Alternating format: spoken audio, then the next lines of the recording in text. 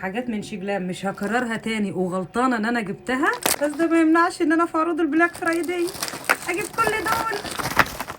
لا مش هجيب ده تاني وانا ندمانه ان انا جبته. ليه؟ لان بصوا هو برونزي وحلو جدا اهو، بس تعالوا بقى شوفوا لما بيتحط.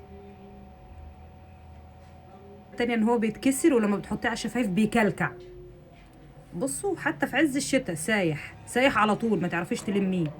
اللي الناس كلها اتهبلت عليه ده برضو انا مش هجيبه تاني لانه مش عملي خالص. بص المفروض ان ده جليتر، بس الجليتر بتاعه مش قوي، يمكن هو مناسب لناس تانية. جبت منه دول وندمت ان انا جبتهم. ده بقى انا هكرره مليون الف مرة، تحفة تحفة تحفة. نفتح بقى الجديد. بصوا بعتلي كاندي مع الاوردر.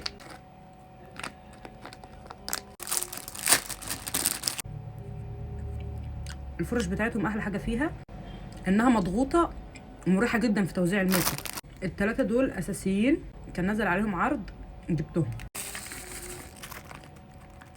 اوه ده الهايلايت اللي يتحط قبل الميك اب بتاع تويلايت. شكل التكفيله حلوه كده باي. لام ترتر تراتيرو.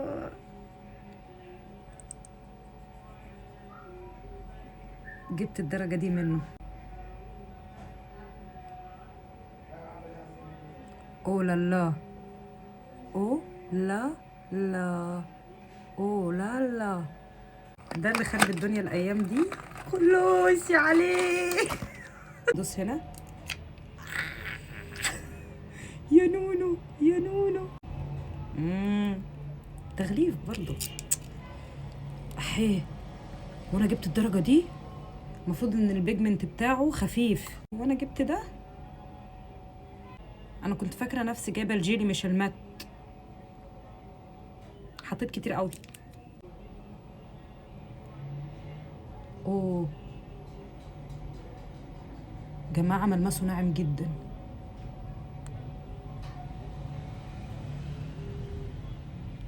مش ندمانه مش ندمانه. ده الفاونديشن اللي المفروض فيه سان سكرين، يعني مش هتحتاجي انك تحطي واقي شمس.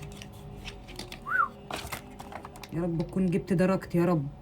الحمد لله يا رب، حاجه ظبطت حاجه ظبطت.